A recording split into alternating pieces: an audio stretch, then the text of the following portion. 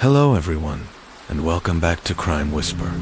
I know a lot of you use these videos to fall asleep, so go ahead, get comfortable, maybe grab a blanket, dim the lights, and let's dive into tonight's story.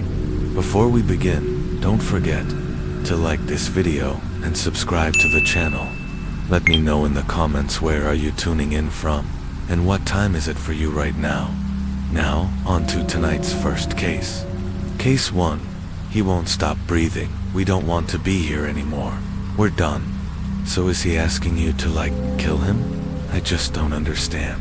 Yeah, that's what I've been doing for a while, and I can't get him to stop breathing. Those weren't the words of a frightened stranger. They came from a mother moments after killing her only son. Austin Pickert was just hours away from turning 18, a quiet, intelligent teenager who loved books, science, and video games.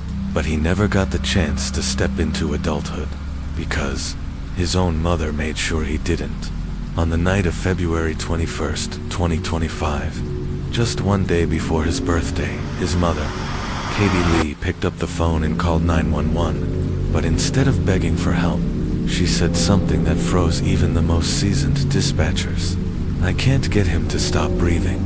Let that sink in. Not he isn't breathing, or he's dying, but that she couldn't get him to stop. The setting, a quiet place that wasn't to even begin understanding how this tragedy unfolded. We have to go back to a quiet apartment complex in Holland, Michigan, Bay Point Apartments, located at 791 East 16th Street. This wasn't some rundown building. It had 1 and 2 bedroom units, a pool, pet-friendly policies, washer-dryer hookups, central air. On the surface, it was just another slice of suburban calm. That's where Katie Lee and Austin lived, just a small, quiet family that mostly kept to themselves. Neighbors rarely heard a peep. There were no loud arguments, no police calls. If you passed them on the street, you'd never suspect anything unusual. But behind their closed apartment door, something dark had been building for years. A mother to close Katie and Austin had what some might call a too-close relationship. Friends said Katie was overprotective, treating Austin like a little boy. Even as he approached adulthood, she clung to him, smothered him. He was her entire world. There was no father in the picture, no other kids, just the two of them at first. Austin didn't push back. He loved his mom, but as the years passed, something changed. He wanted space, freedom. He was about to turn 18. He was ready to grow up, maybe move out, go to college, get a job, live a life of his own, and that, it seems, was the final breaking point. The night everything ended, in the early hours of February 21st, Katie picked up the phone and calmly told 911 her son wouldn't stop breathing. Police arrived at Bay Point Apartments, expecting confusion. Maybe a mental health crisis. What they found instead was a scene out of a horror film. Austin was dead. His throat had been slashed. Multiple stab wounds lined his arms. According to investigators, they looked like defensive wound signs that he had fought back, that he didn't want to die. Katie was still standing at the doorway, knife in hand. She didn't resist at first, but when officers moved in, she made a sudden move toward them. They had to deploy a taser just to get her under control while being taken into custody. She allegedly said something else, chilling. "I was hoping you'd kill me so I could be with him." But the horror didn't end there. A disturbing pact. According to police reports, Katie and Austin had both attempted to take their lives earlier that night. There are indications based on her confession that she believed it was a suicide pact, that they had both agreed to go together, but only one of them ended up dead. Was it a case of murder masked as mercy? Or a mother who couldn't let go of her child, even if it meant killing him? We may never fully understand what was going through Katie's mind.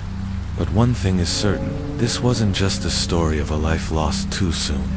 It was the story of a young man on the edge of freedom, whose own mother became the person who took it all away. Soft fade-out music begins. Thank you for being here tonight. If you're still awake, I hope you're safe, warm, and feeling calm. If you're still with me, let me know your thoughts on this case down below. Do you think this was a murder or a tragic pact gone wrong? Make sure to like the video and subscribe for more chilling cases every week. Until next time, this is Crime Whisper. Continued somber voice, steady pacing the day before Austin's 18th birthday. He and his mother, Katie Lee, reportedly attempted to end their lives together by overdosing on medication.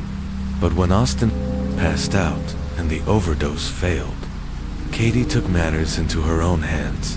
She waited until he was unconscious, then picked up a knife and slit her son's throat. A brutal, irreversible act. What makes this case even more baffling isn't just that a mother murdered her child, it's why she said she did it. According to Katie, Austin didn't want to turn 18. He was scared of growing up, afraid of the future, afraid of becoming an adult. But let's pause here. Really think about that. How many teens feel nervous about adulthood? A lot.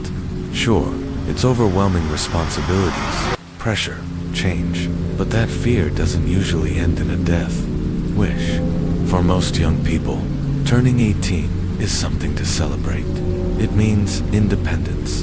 It means you can vote, get a tattoo, buy a lottery ticket, move out, chase dreams.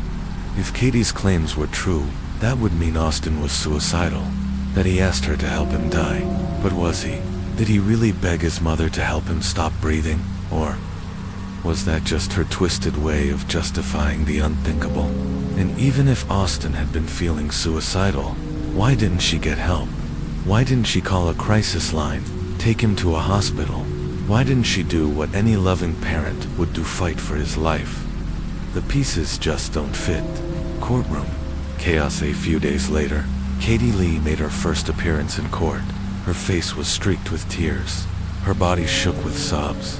Her shoulders hunched forward, as if she could collapse under the weight of what she had done.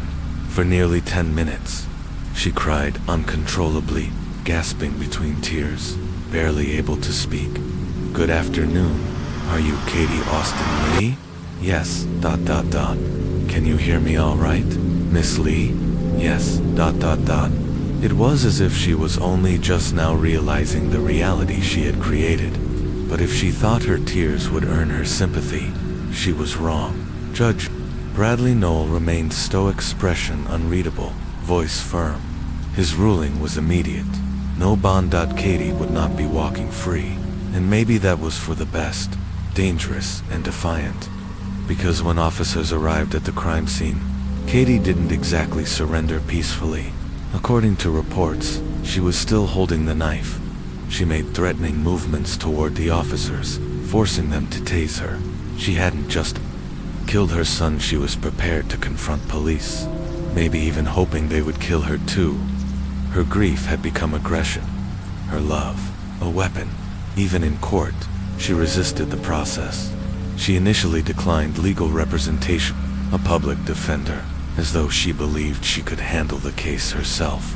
Eventually, after whispers and pleas from officials around her, she gave in. She nodded, hollow, numb, broken. But the most shocking part of that hearing didn't come from Katie. It came from the gallery. As the judge wrapped up the session and the proceedings ended, a few voices broke through the silence from behind her. We love you, Katie.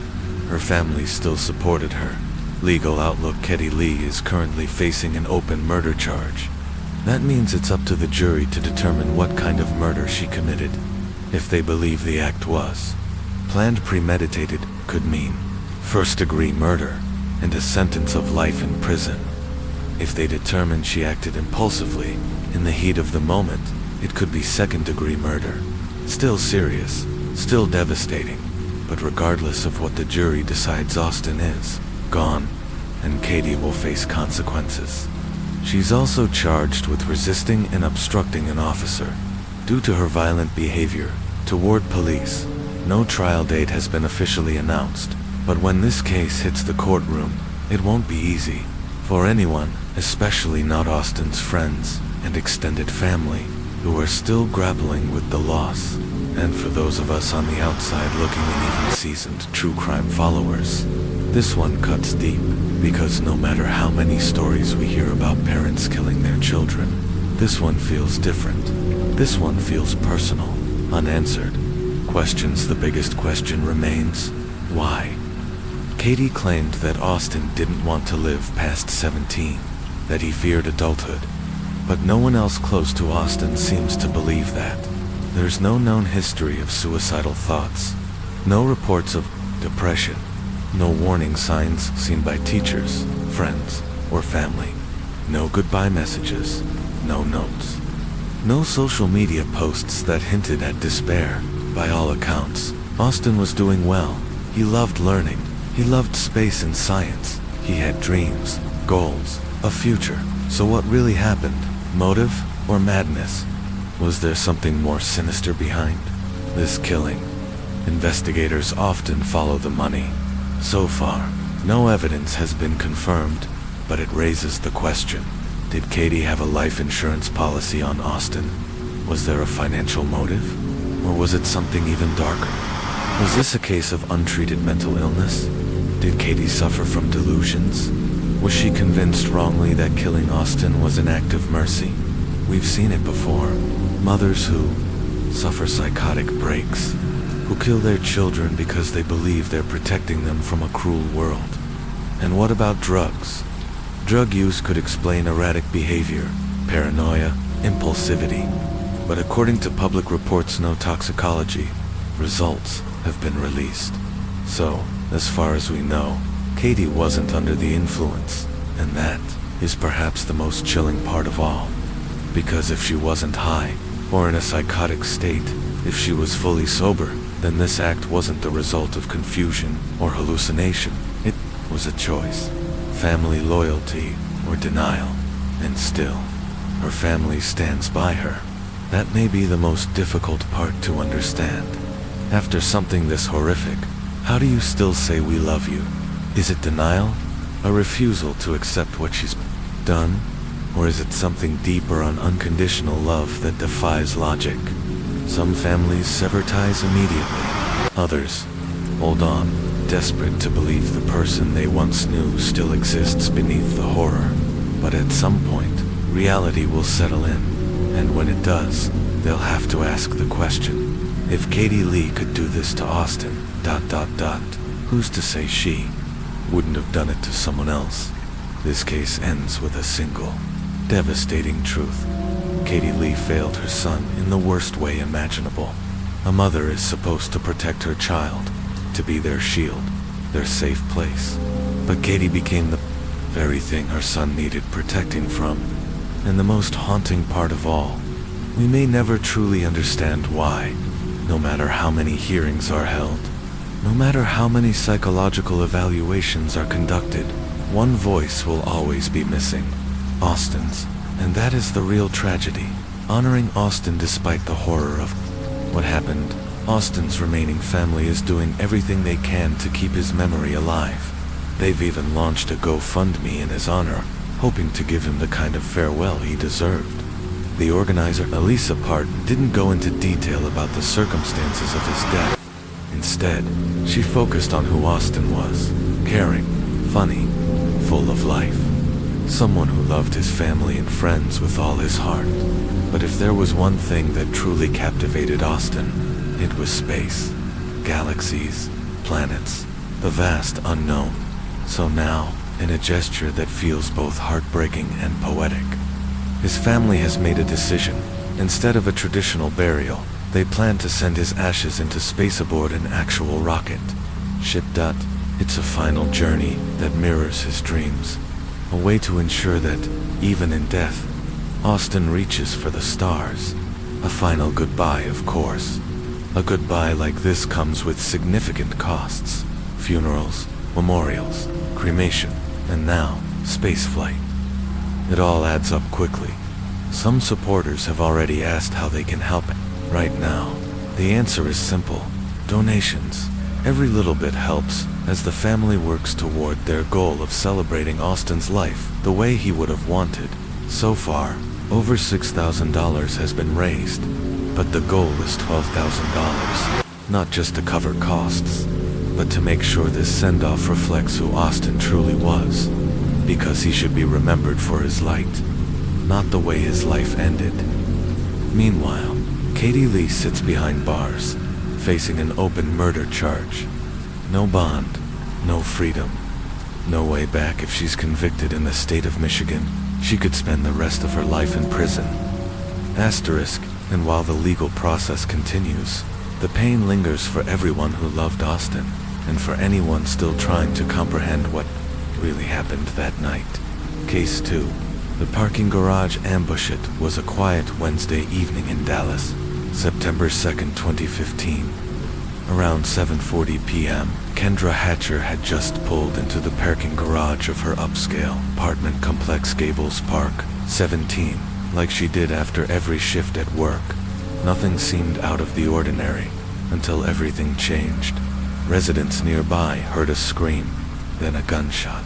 Seconds later, a black Jeep Cherokee sped out of the garage.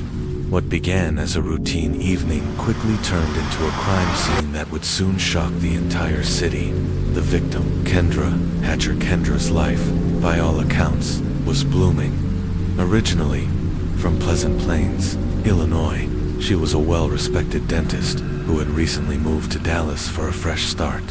But instead of chasing wealth or status by opening her own clinic, Kendra took a more meaningful path, joining Smile Zone, a program offering dental care to underprivileged children. To Kendra, dentistry wasn't just a career, it was service, purpose. Outside of work, she was deeply rooted in her faith. She volunteered, taught Bible lessons, and took part in overseas mission trips to help build churches. Smile Zone even offered free services in Ecuador, something that made her feel even more connected to her calling. She was kind, devoted, compassionate, the kind of person whose light drew people in. A love story and a shadow. Earlier that year, in May, Kendra met Ricardo Richie Paniaga on Tinder. By September, their whirlwind romance had blossomed into something serious. They were talking about marriage, planning a trip to Mexico over Labor Day weekend, even discussing relocating to San Francisco together after their vacation. They lived in different apartments, but Kendra resided in a secure, luxury complex Gables Park, 17, complete with 24-hour concierge service, security cameras, and controlled access parking. Life was unfolding beautifully, but sometimes, when one person's light shines too brightly, it casts a shadow in someone else's heart. The ambush at 7:42 p.m. Kendra pulled into her regular parking spot. Just minutes later, two residents inside the garage heard something terrifying. A woman's scream, followed by a single, deafening gunshot. Another neighbor, startled by the sound, called 911. At the same time, witnesses reported seeing a Jeep Cherokee speeding out of the garage. It was gone before anyone could stop it. When police arrived, they found Kendra's lifeless body near her car. There were no immediate signs of who had done it or why. Her purse was missing, suggesting a robbery. Bullet fragments and a handgun magazine were recovered from the scene. But as investigators began to comb through the evidence, things didn't add up. Something more sinister at first. This looked like a robbery gone wrong, but the forensic evidence told a different story. Gunshot residue was found on Kendra's hands, suggesting her hands were behind her head. The bullet's trajectory, it pointed downward as if she were kneeling when she was shot. This wasn't a scuffle. It wasn't desperation. This was an execution, a cold, calculated killing. The missing purse, a prop, a distraction, a setup.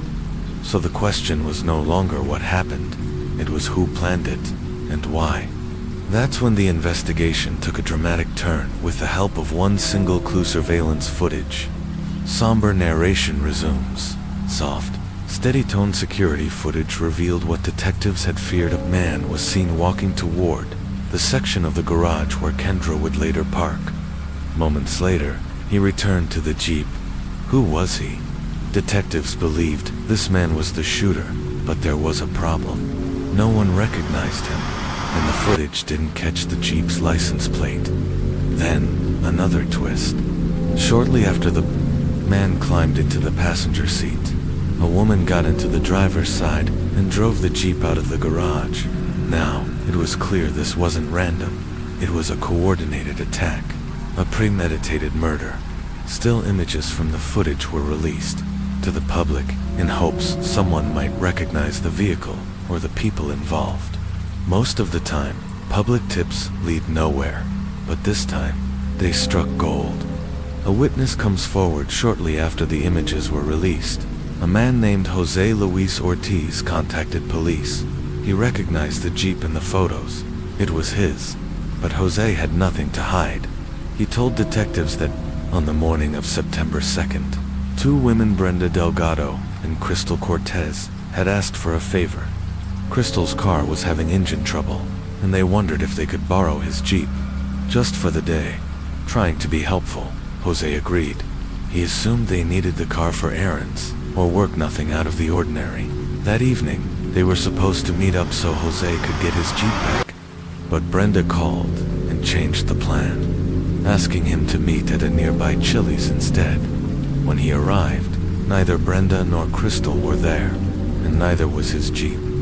By the time they finally returned it, Jose had already seen the news. A woman had been murdered in the Gables Park 17 parking garage, and the getaway vehicle looked just like his. Brenda's story starts to unravel. Jose immediately confronted Brenda. At first, she brushed it off, claiming the vehicle in the footage must have been a different Jeep. Just a coincidence, but her story changed. She eventually admitted that Crystal had taken the Jeep to Kendra's apartment complex. She claimed it was just to pick up some illegal goods, nothing to do with a murder. Something must have gone wrong, she said. Then came the most chilling part. Brenda allegedly begged Jose not to go to the police. She warned him that speaking up could jeopardize his U.S. citizenship, even though he had no part in the crime. To cover their tracks, she even suggested repainting the Jeep and offered to pay for it. That's when it all clicked for Jose. The lies, the manipulation, the guilt. He had unknowingly lent his car to people involved in something horrifying, and now he knew. He couldn't stay silent. Bringing in Brenda's statement blew the case wide open. Detectives turned their attention to Brenda Delgado. When they brought her in for questioning, Brenda was almost too calm. She claimed she'd never even heard of Kendra Hatcher and had no connection to her at all. To back up her story, she produced receipts from Chili's claiming she was there with Jose. At the time of the murder, she admitted she had borrowed his Jeep, yes, but said she handed it over to Crystal for the rest of the day.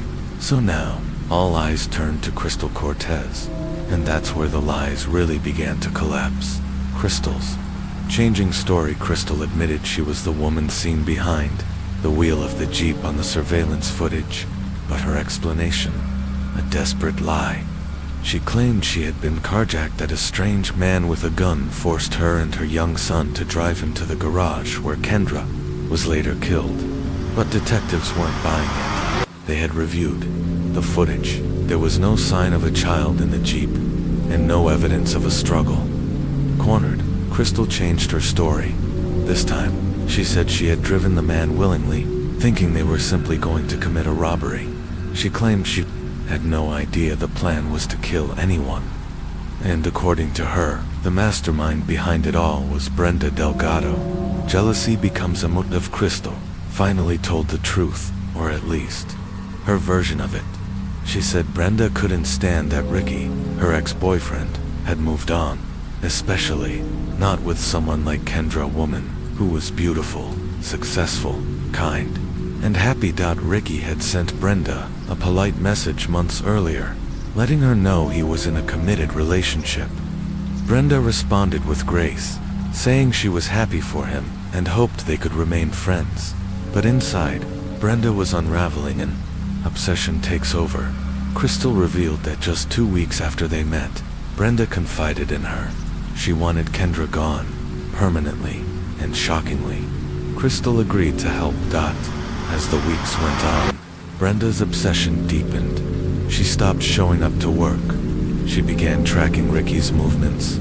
She even hacked into his email account where she discovered their vacation plans, talk of moving in together, and every detail of the life Ricky was building with Kendra. To Brenda, it felt like Kendra had stolen the life that was supposed to be hers. The plan escalates before recruiting Crystal. Brenda had tried to get others involved. She approached a cousin, asking if he'd be willing to attack Kendra with a baseball bat. He refused, but that didn't stop her. She asked another friend, Jennifer Escobar, if she would do it. Brenda pitched a disturbing idea. If Kendra was attacked and left in a coma, it would give her time to win Ricky back. Jennifer was horrified and turned her down immediately, but by now, it was clear Brenda had crossed the line. She still had a copy of Ricky's house keys. She still had access to his bank accounts, and he had no idea. Brenda wasn't just jealous. She was dangerous, and she was spiraling. A final, chilling proposal. When Jennifer rejected her again, Brenda didn't stop. She proposed an even darker plan. Forget a coma. Use a lethal injection instead. She offered Jennifer a car, $2,000, and even the chemical agent to carry it out. Jennifer declined, and Brenda moved on to Crystal. Case 3. It was a regular Tuesday evening at Harvey Nichols, a high-end department store in London. The workday was winding down. Most employees were packing up, getting ready to head home. At the beauty counter, Claire Burnell, just 22 years old, stood in her usual spot, chatting with a coworker, smiling, thinking the day was almost over. But then, in the blink of an eye, everything changed. Loud bangs echoed through the store. Screams followed. Panic spread like wildfire. Shoppers fled. Staff ducked for cover. Chaos. What happened that night shocked everyone who knew Claire. But the truth is, this tragedy didn't come out of nowhere. It had been building for months. There were signs, there were warnings, and there was someone Claire had feared. Someone no one stopped. This is the heartbreaking story of Claire Burnell. Early life, soft, reflective tone. Claire was born in July 1983 in the quiet village of Groombridge, UK. Her parents, Tricia and Martin Burnell, raised her in a warm, loving home filled with kindness and calm. From a young age, Claire's creative spirit began to shine. She was drawn to beauty not just in looks, but in how people felt. She wanted to help others see the best in themselves. Claire attended St. Gregory's Roman Catholic Comprehensive School in Tunbridge Wells, where she was known for her sweet nature and gentle heart. Later, she enrolled at West Kent College, studying beauty therapy, a natural step for someone whose childhood was spent experimenting with makeup, smiling into mirrors, and giving makeovers to friends. Her mother said Claire had a gift, not just for makeup, but for seeing people, really seeing them. Claire's dream becomes reality. After earning her diploma, Claire began chasing her dream career. She applied for a position as a beauty consultant at the luxury department store Harvey Nichols in London, a place known for its elegance, high-end brands, and sophisticated clientele. It was everything Claire wanted. Before the interview, she called her close friend, Adam Ward, nervously confessing that she wasn't sure she was good enough. Adam reassured her it was just her usual self. She always gave her best, even when she didn't realize it. Not long after, Claire received a call. She got the job. Overjoyed, she moved into a flat in South London with 2 roommates. Living in London felt like stepping into a dream. She embraced city life, the energy, the people, and most of all, her work. Claire thrived. Customers adored her. Colleagues respected her. Her presence made the world feel a little softer. The danger enters her life. Subtle tension builds. But behind the sparkle of her new life, something was quietly unraveling. And it started with a man named Michael Peck. Claire was made for the world. She worked in elegant, kind, and quietly confident, soft-spoken and modest, yet incredibly talented. She had one goal: to help women feel confident, beautiful. Scene.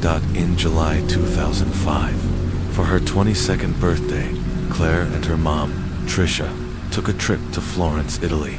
It was 5 days of pure magic, sunlight, on cobblestone streets, quiet cafes, endless laughter. For Trisha, it was more than a vacation. It was one of the happiest times she ever spent with her daughter. But just 2 months later, that joy would be destroyed, the day everything changed.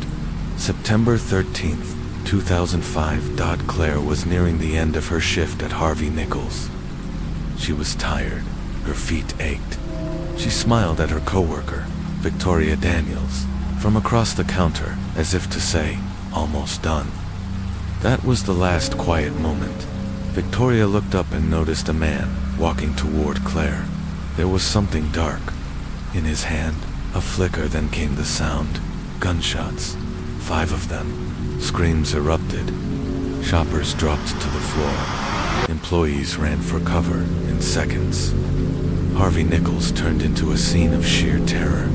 When police arrived, they found 2 people on the ground. One was Claire Bernal, 22 years old. The other was her killer, dead from a self-inflicted gunshot wound. His name was Michael Peck, 30 years old, a former security guard at Harvey Nichols. And this wasn't random. Michael had come there for Claire. The obsession uncovered when officers informed Trisha of her daughter's death. She was shattered. Her first words were chilling. It was Michael P., wasn't it? She knew. Everyone knew.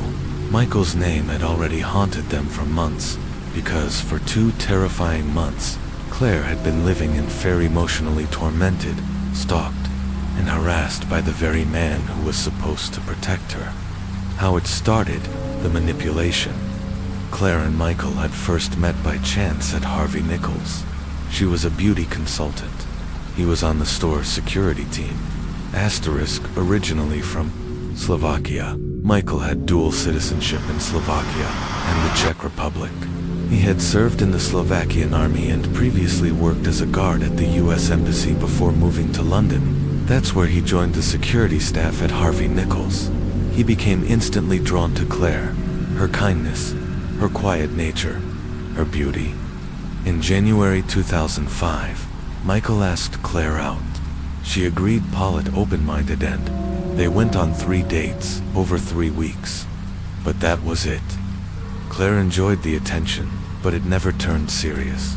Her mother, Trisha, had concerns from the very beginning. Michael was older, recently separated, and had a presence that just felt off. To Claire, the connection faded quickly. But to Michael it had only just begun. From infatuation to obsession, Michael became infatuated. After only a few meetings, he was declaring his love for her. He turned possessive, jealous. He grew angry when Claire spent time with friends or family. He pressured her constantly, pushed boundaries, and made her uncomfortable. Claire soon recognized the red flags. After returning from a short trip to Slovakia, Michael insisted she pick him up at the airport and let him stay at her place. She refused, calmly walked him to the train station, and ended things. But Michael didn't let go. He wouldn't take no for an answer. The stalking begins. He began calling nonstop. When she didn't answer, he showed up outside her flat, standing there for hours, yelling her name. He returned with flowers, followed her to and from work, and begged for another chance. She said no again and again, but it only escalated.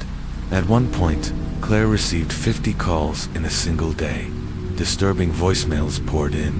"Tomorrow's our anniversary, how should we celebrate?" Then came the message that would haunt her. "If I can't have you, no one will." She was terrified. She even changed her number, but he got the new one. He tracked her at work, watching her through mirrors and glass. He enlisted other staff members to pressure her into talking to him. One day, she agreed just to end it. Instead, he cornered her, pressed her against a wall, and screamed, "Yes, you do love me, you stupid little girl." when she denied his fantasy. Michael, the man hired to protect shoppers, had become her predator. Claire's world falls apart, her life crumbled under the pressure. She was late to work, emotionally exhausted, always looking over her shoulder, because someone really was watching her. In March 2005, she spotted Michael, following her on the street. She boarded a train to escape, but he got on too. When they stepped off, he grabbed her by the arm. She threatened to call the police. He leaned in and whispered, "If you report me, I'll kill you." And then, he smiled. That twisted smile. Then walked OAAs locked on her the entire time. Claire ran home, collapsed into her mother's arms, and finally told her everything. Eventually, Claire made the hardest stand, most courageous of her life. She reported Michael to the police. That choice, rooted in desperation and fear, should have brought her peace. Instead, it marked the beginning of a chilling countdown. Michael was arrested inside Harvey Nichols, the very store where their paths had first crossed. Officers placed him in handcuffs and escorted him out. He was immediately fired. But what haunted Claire more than the arrest was the look he gave her as they put him in the back of the police car. His eyes cold, bitter, burning with blame locked on hers, as if she were the one who had betrayed him. A system too slow, shaken, Claire called her mother. She told Trisha through tears, "I didn't want to get him in trouble, but he won't stop." Even after everything, she still worried about him. That was Claire gentle to a fault. At the station, Michael turned the tables. He claimed he had broken things off, and that Claire was the one who couldn't let go. It was a disturbing, manipulative lie, but with no physical evidence beyond her statement. Police released him. They issued a restraining order, a ban from her home, her work, even her neighborhood. But a piece of paper wasn't going to stop him. 2 days later, he was spotted outside Claire's apartment.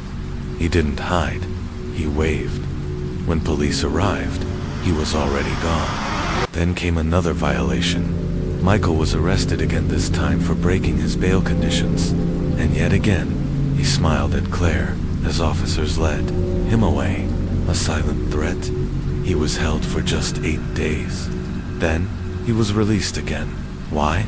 Why would a man who had so clearly ignored court orders be given another chance? Why gamble with someone's life? Some believe Claire, in her kindness, downplayed just how afraid she really was. Others believe the system simply didn't listen. But one thing's certain, Michael had no intention of stopping the weapon of his obsession after his second release. Michael disappeared. He flew to Slovakia under the guise of visiting family, but that wasn't the reason.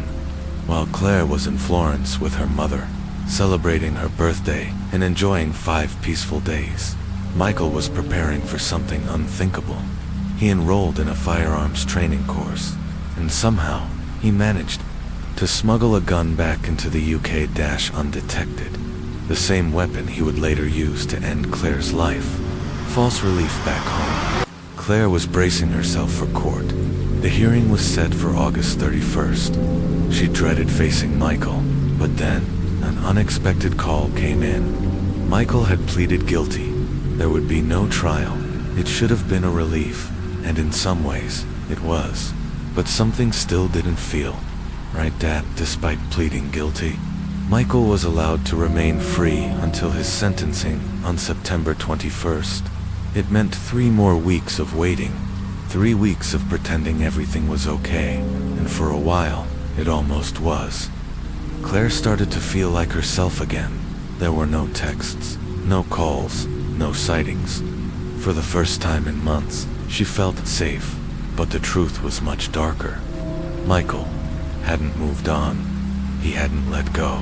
He was waiting. September 13th, the day everything changed forever. That evening, just before closing time at Harvey Nichols, Michael sneaked in through a back entrance, armed, focused, unstoppable. He found Claire at the beauty counter. Without hesitation, he raised the gun and opened fire. 4 bullets struck her. She collapsed instantly. Then Michael turned the gun on himself. It was over in seconds.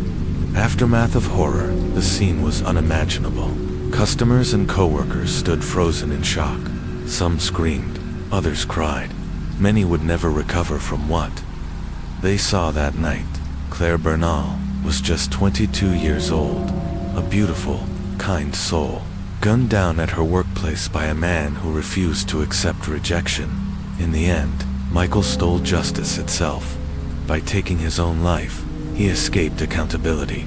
He left behind nothing but questions and ruin, a family in grief, a system in question at Claire's funeral. Her parents, Tricia and Martin, stood broken. The loss of their only child was unimaginable, but even their grief was divided. At the inquest, Martin criticized Tricia, blaming her for underestimating the threat Michael posed. He condemned the police, too, for failing to conduct a proper risk assessment. Martin said that Claire had been staying with him in her final days, but hadn't told him how bad it was. He believed if he had known, he might have been able to save her. When Tricia took the stand, she broke down. Through tears, she admitted, "I thought the police had it under control. That was my mistake, and I have to live with that." Two parents, united in their loss, divided by pain. But the truth, none of this was their fault. It was Michael's, and the system that failed to stop him, turning grief into change.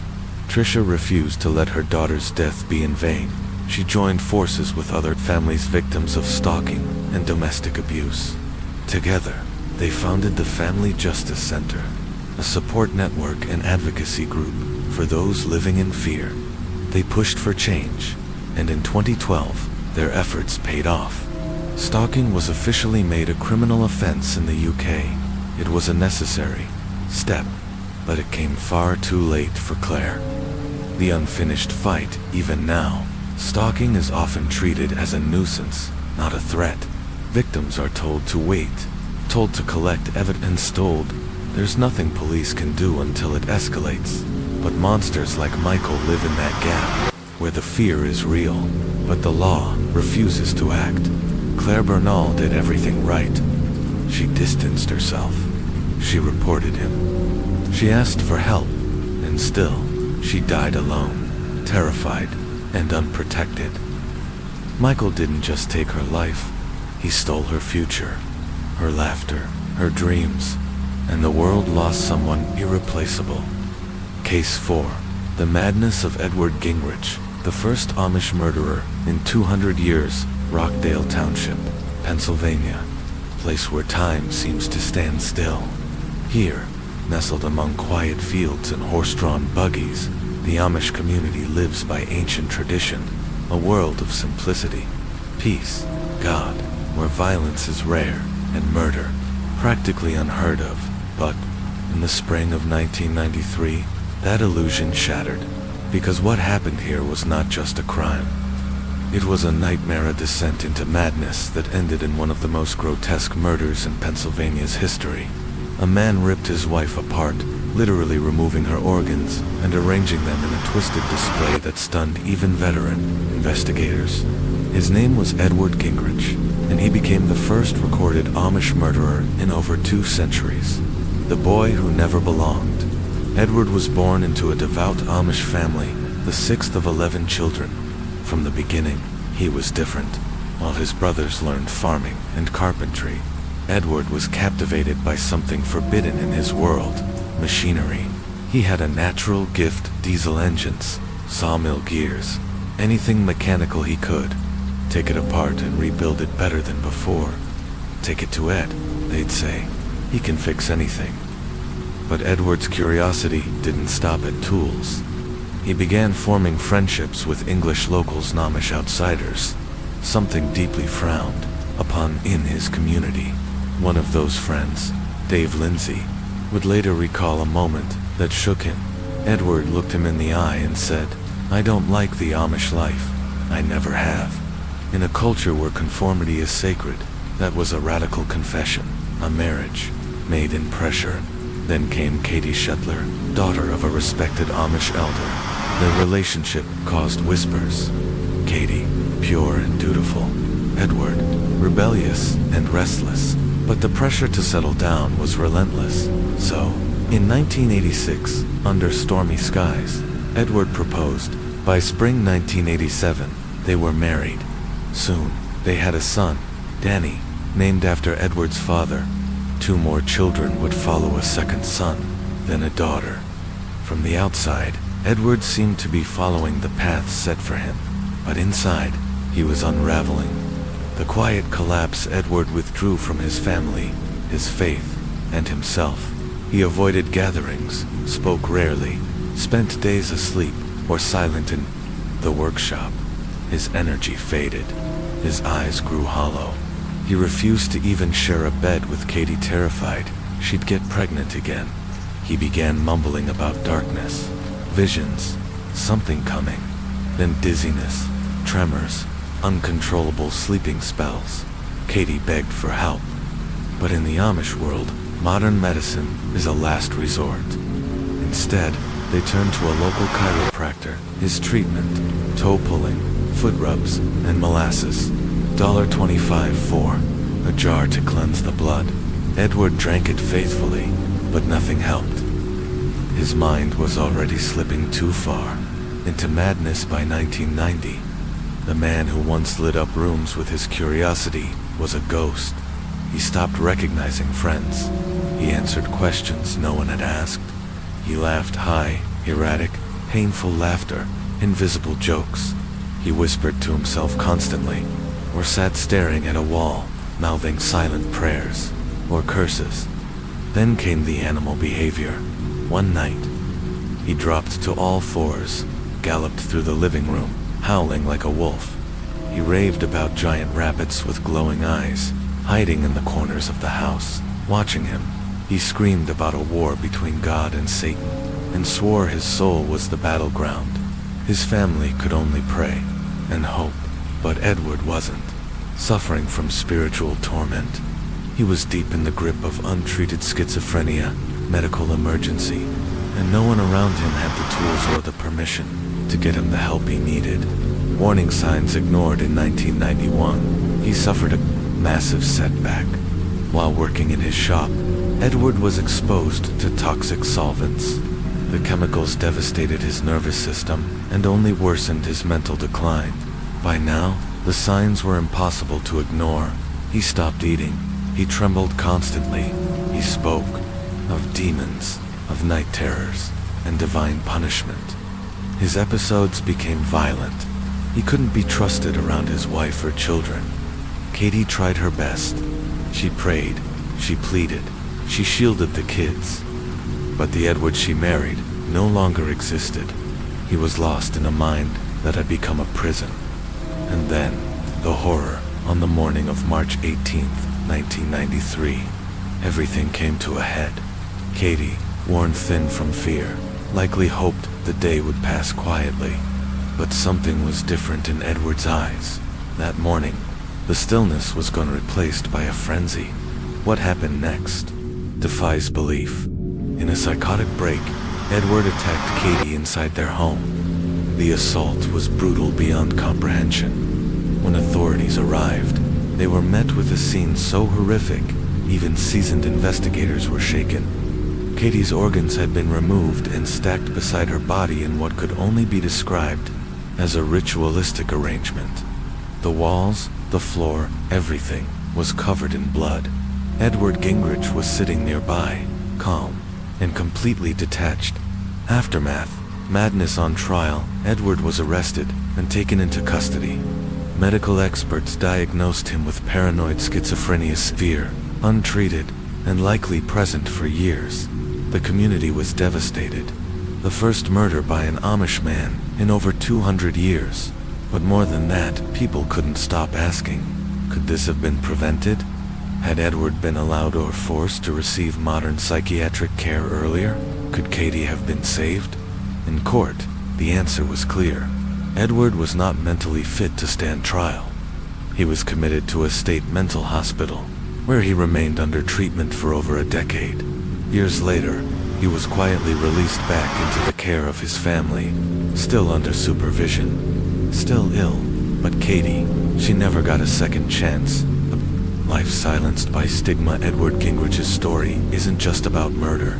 It's about what happens when mental illness meets silence, when stigma replaces medicine, when faith, however sincere, becomes a barrier to help. Katie Gingrich was a devoted wife, a loving mother, and a quiet believer in her community's values. She deserved protection. She deserved more than molasses prayers and toe rubs. She deserved a chance to live. When the devil came to Rockdale, the murder of Katie Gingrich, Edward Gingrich needed medical help. Desperately, urgently, fatally, but getting him there wasn't simple. By the time his family realized just how far gone he was, Edward had become a violent storm, barely contained in human skin. He resisted with an almost inhuman strength, flailing, screaming, fighting any attempt to get him in the car. It took hog-tying, yes, hog-tying just to get him through the hospital doors. And when they did, all hell broke loose. The second they loosened the restraints, Edward exploded. He lunged at nurses, hurled medical equipment like toys, and thrashed so violently that it took Asmal army to subdue him. Only heavy sedation could stop the chaos. Finally, for the first time, doctors got a clear picture. Edward was in the throes of a severe psychotic disorder. They prescribed antipsychotics, heavy doses, meant to quiet the raging storm in his mind. And for a little while, it worked. The hallucinations faded. The violent outbursts stopped. Edward returned to something that resembled normal. But to him, it wasn't peace, it was prison. He hated the meds, said they made his brain feel thick and slow, like he was trapped inside a fog, his thoughts moving through molasses. He called it zombie life, and eventually, like so many others who feel betrayed by the cure, Edward made a tragic decision. He stopped taking them. The descent deepens. By early 1993. Edward was unraveling completely. Katie, his wife, his lifeline, was out of options. In one last attempt to avoid modern hospitals, she brought him to a well-respected Amish healer, Jacob Troyer. But even Troyer, a man steeped in faith and tradition, took one look at Edward and backed away. "Your husband has a mental problem," he said. "Take him to a hospital. I'm afraid of suicide. Goodbye, and good luck." Katie, whether out of fear, stigma, or denial, didn't take Edward to the hospital. Instead, the next day, she took him to a chiropractor. The treatment, a scalp massage, a bottle of liver pills, that was it. A man teetering on the edge of psychosis was sent home with a head rub and digestive supplements. Edward was drowning in. The people around him were still pretending he could float, words that broke his mind despite his isolation. Edward had a few connections to the outside world. One of them was David Lindsay, born-again Christian who worked with him at the sawmill. David saw Duard as someone who needed saving, not just from mental illness, but from damnation. He told Edward, plainly and repeatedly, that unless he left the Amish, unless he converted to Christianity, he would burn in hell. Others echoed the same message. They told him his wife, his church, his entire world was holding him captive. For a man already losing his grip on reality, those words didn't fall on confused ears. They fell on fractured ones. Edward's paranoia escalated. The whispers in his mind became screams. His thoughts twisted until Katie, the mother of his children, was no longer just someone he resented. She became the enemy. She became the devil. The day it all broke, May 18th, 1993. The day Edward's torment reached its final, violent crescendo. That morning, Edward sat in the kitchen, watching Katie move through her routine, and then, something snapped. He lunged his fist, crashing into her face with such brutal force it dropped her instantly. "I am the devil," he screamed. Katie, dazed and bleeding, looked at her 6-year-old son Danny and whispered the words that would save his life. "Run, get Uncle Dan, now." And Danny ran, tiny feet pounding the dirt, heart pounding faster. He reached his uncle's house, gasping, wide-eyed. Daddy isn't well. Dan had seen his brother in dark moods before. but nothing like this. The killing Dan raced back to the house. But when he opened the door, what he saw would haunt him forever. Edward was on top of Katie, punching her face again and again and again. Blood sprayed the walls, soaked the carpet, painted the ceiling. The sound of bone-breaking crack echoed through the house like snapping branches. Dan froze. He wanted to move, wanted to save her. But the man before him wasn't Edward anymore. He was something else, something monstrous. And then the stomp. Edward stood up, lifted his heavy work boot, and crushed Katie's skull beneath it. The crack that followed wasn't just physical, it was spiritual. Dawn fled, sick with fear and horror, screaming for help, and inside the house, the horror continued. Butchery Edward paused, calm, then walked to the corner, slipped on his work boots, and returned to Katie's body, and he stopped, again and again, until her face was unrecognizable, until her skull was nothing but blood, bone, and pulp. But even that wasn't enough. With eerie calm, Edward stripped her body bare, then went to the kitchen, retrieved a steak knife, and returned. He cut her open, slowly, deliberately, his blood-soaked hands pulling her apart. Piece by piece, her heart, lungs, liver, kidneys, intestines, each one removed and arranged in a neat, methodical pile beside her body. It wasn't an outburst. It was a ritual, a mechanical task, the work of a mind completely gone. And then silence. When he was done, Edward washed his hands, let the blood swirl down the drain. Then, as if cleansing his soul, he tossed his Bible into the fireplace. He turned to his young children, 4 and 3 years old, and gently told them, "Put on your coats, we're going to Grandpa's." Then, almost as an afterthought, "I'll come back and burn the house down." But fate had other plans. The world reacts as emergency crews rushed to the home. They were met with warnings. A man inside was dangerous and stable, possibly in the act of murder. Assistant Fire Chief Andrew McLachlan heard the call. He recognized the name. He'd been to that house before, over a year earlier. Even then, something had felt off, but no one could have predicted this. Case 4, Madness, Murder, and the Haunting of Rockdale, Part 2, The Fallout. Fire Chief Andrew McLachlan had seen Edward Gingrich unhinged before. Once, not long prior. He'd ridden with Edward in an ambulance, watched as he howled like a wounded animal, cackled, spit, and lashed out while his family and paramedics held him down. He still remembered the eerie words Edward had whispered that night, the kind that stick in your soul. "My heart is loose. I'm drowning on the inside." So when the call came in at Gingrich possibly involved in a violent episode, prepared for the worst. But what he found was something no training could prepare him for. Edward was calmly walking along the road, hand in hand with his 2 small children. No panic, no resistance. He simply said, "My father will understand." But back at the house, there was only horror. Katie's naked body lay on the floor, her skull shattered beyond recognition. Beside her, her internal organs had been delicately stacked, like grotesque trophies of a mind utterly broken. The EMT's seasoned professionals were shaken to their core. One ran outside and vomited. McLachlan, frozen in disbelief, radioed for backup and urged officers to watch Edward closely. When the police arrived, Edward was arrested without a fight. He didn't try to deny anything. "Yes," he told them calmly, "I killed my wife."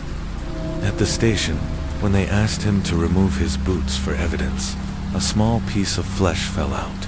It hit the floor with a dull, wet slap, a chilling reminder of what he had done. And even then, Edward, lost in delusion, muttered something devastating. "For some reason, I think we could still save her." Too late for diagnosis. It was only after Katie's brutal death that doctors finally put a name to the madness that had consumed Edward for years. Paranoid schizophrenia. A diagnosis far too late to save her. Too late to undo the carnage. too late for redemption. No one disputed that Edward had killed his wife. The facts were painfully clear, but his trial was not about what he did. It was about why.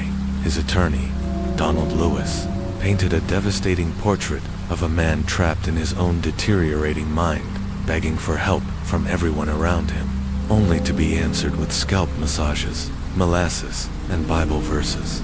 Edward had pleaded for relief from the searing headaches, had whispered of demons chasing him, had begged his wife, his brothers, even his father, for help, and they had tried in the only way they knew how. But the Amish way rejects modern medicine. In their world, faith and simplicity are the answer to everything. Asterisk. So instead of psychiatric care, Edward was treated with foot rubs, toe pulling, and natural remedies. 6 hours before Katie died, he had once again visited his trusted chiropractor, and then he snapped. The verdict and the outrage in 1994. Edward Gingrich was convicted of involuntary manslaughter, but mentally ill. He was sentenced to 5 years in the psychiatric ward of a prison hospital. The ruling shocked the public. Many were outraged. They couldn't understand how a man who had committed such a grisly, calculated act could receive such a lenient sentence, but others, especially within his own community, saw it differently. Some members of the Amish believed Edward had paid a steep price for his sins. They argued that modern medicine had restored his sanity, that he was now remorseful and deserved a second chance. Some even offered to take him in, pledging to keep watch over him. And so, despite the controversy, Edward Gingrich walked free. In 1998, a man without a home after his release. Edward was sent to an Amish mental care home in Michigan, but after an unspecified incident, he was quietly transferred to a psychiatric unit in Indiana facility designed specifically for Amish patients, in need of round-the-clock supervision. Eventually, Edward returned to Crawford County, but home was no longer home, though a few of his family members welcomed him back, including 2 brothers and his teenage sons. The rest of the Amish community did not. Edward was shunned, and in the Amish world, shunning is not just rejection, it's social death. You're not punished, you're erased. You're there, but you don't exist. His daughter Mary was raised by her grandparents and forbidden from seeing him. Anyone who so much as spoke to Edward risked being cast out themselves. Even his children, innocent as they were, faced backlash. When some of them attempted to attend a youth prayer meeting, they were arrested for defiant trespass. The kidnapping of Mary Gingrich in April 2007, Edward's desperation spiraled into one last act of madness. He and his sons orchestrated the kidnapping of his 17-year-old daughter, Mary, in a final attempt to reclaim what remained of the family he had destroyed. According to court records, Mary and her Aunt Clara were traveling in a horse-drawn buggy when Edward's brother Dan leaped onto the wagon, seized the reins, and redirected them. They were taken to a remote barn, where Edward and his other brothers were waiting. Mary was surrounded, outnumbered, and terrified. She was given a choice. Go with your father willingly, or the police will force you to. Feeling she had no other option, Mary went. She was missing for 5 days. Panic consumed the Amish community. Had Edward snapped again? Would history repeat itself in blood? But Mary was found alive, shaken, but safe. Edward was charged, but the punishment was light. He pleaded no contest to concealing the whereabouts of a child, and was sentenced to just 6 months probation and a $500 fine. The final fall, though he had regained partial contact with his sons, Edward remained a ghost in his own world, shunned, forgotten, haunted. He carried the weight of his guilt like a millstone. He longed to be forgiven, but the community would never fully allow it. As the years passed, Edward's mental health declined again. His isolation deepened. Then, in 2011, nearly 2 decades after Katie's murder, Edward took his own life. He had been living with his attorney and the attorney's wife for 6 months. One day, she went out to the barn. and found him hanging. He had left only one final message, traced in the dust, on a nearby bucket. "Forgive me, please." An unforgiven soul, finally buried in a twist, drenched in bitter irony. Edward was welcomed back into the Amish community only after his death.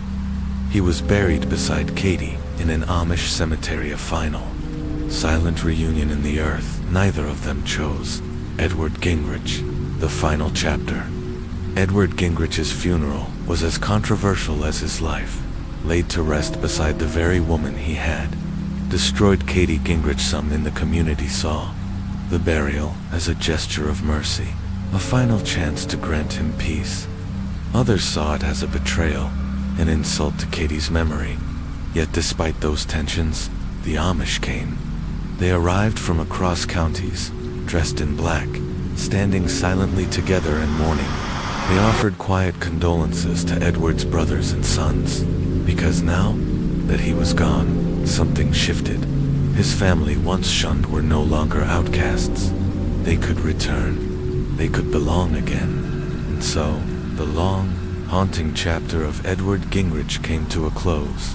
In many ways, it was a tragedy, shaped as much by belief as by illness. Because while the Amish way is built on simplicity and faith, it was their rejection of modern psychiatry that may have sealed Edward's fate, and Katie's too. Had he received real medical care, real intervention, perhaps this nightmare could have been avoided. Case 5. The Menendez brothers behind the mansion walls. August 20th, 1989. Police responded to a 911 call from a lavish Beverly Hills estate. Inside, they found Jose and Kitty Menendez brutally gunned down in their living room. The crime scene was gruesome, unrecognizable. Both had been shot at close range, shot again and again, until there was nothing left to recognize. Their sons, Lyle and Eric Menendez, were eventually convicted of the murders. Case closed, right? Not quite. Because even now, decades later, this case continues to divide the public. Documentaries, podcasts, TikTok, deep dives, people everywhere are still asking the same question. Were Lyle and Eric cold-blooded killers? Or were they victims of something darker? Before we answer that, let's rewind. Because the Menendez family wasn't just rich, they were ultra-rich. A life of privilege. Jose Menendez was a self-made success story. He fled communist Cuba at 16 with nothing but ambition, eventually climbing his way to the top of the American dream. He earned a degree in accounting, rose through the entertainment industry ranks, and became a powerful executive at RCA Records and live entertainment, raking in millions. His wife, Kitty, once a school teacher, gave up her career to raise their sons and support Jose's corporate rise. Together, they lived a life of extreme privilege. Private jets, designer clothes, celebrity circles, and a $5 million estate that looked like it belonged to a movie star. Their sons, Eric and Lyle, were spoiled with everything money could buy. Eric was a gifted tennis prodigy, ranked among the best in the country. Lyle had earned admission to Princeton, though he struggled academically and was suspended for plagiarism. From the outside, the Menendez family seemed like American royalty, but on the inside, cracks were starting to show. Murder in the mansion on the night of August 20th, 1989. Those cracks shattered completely. Jose was sitting in the family room, watching TV. Eric and Lyle entered, shotguns in hand, opened fire. The first blast struck Jose in the back of the head, killing him instantly. Kitty, startled by the explosion, ran in screaming. She was shot in the leg and collapsed, trying to crawl away, leaving a trail of blood across the hardwood floors. But the brothers showed no mercy. They reloaded and fired again into her chest, her arms, and finally, at point-blank range, into her face. It was overkill, an execution. Then they did something strange. They shot their parents in the kneecaps, a move typically associated with organized crime hits. Was it a cover-up? A red herring? That night, as their parents' bodies lay lifeless in pools of blood, Eric and Lyle didn't run. They didn't cry. They changed clothes and went to the movies. They watched Batman, then came home and made the 911 call. The 911 call performance. What's the problem? Someone killed my parents. Who? Are they still in the house? No, I don't know. The call was chaotic, tearful, and dramatic. When officers arrived, they found Eric rolling on the front lawn, sobbing in the fetal position. It looked like raw, unfiltered grief, but some investigators weren't convinced. A flawed investigation despite the brutality of the crime, and the brothers' suspicious behavior. Police didn't test them for gunshot residue. No interrogation, no arrests. Instead, they accepted the brothers' grief as real. For a brief moment, it looked like they'd gotten away with it, but then came the spending. Greed unmasked in the weeks after the murders. Eric and Lyle burned through money like it was nothing. Lyle bought a Rolex, a $62,000 Porsche, and eventually opened a restaurant. Eric hired a world-class tennis coach and drove his mother's convertible around Los Angeles. They vacationed in London, the Caribbean, and stayed in high-end condos in Marina del Rey. In just 6 months, they spent over $700,000. Meanwhile, police chased a dead end. They assumed Jose's business enemies might have ordered a hit. But if that was true, why kill Kitty too? And why steal nothing? The mob hit theory didn't add up. The confession that changed everything. The case broke wide open, thanks to Dr. Jerome Aziel, Eric's psychologist.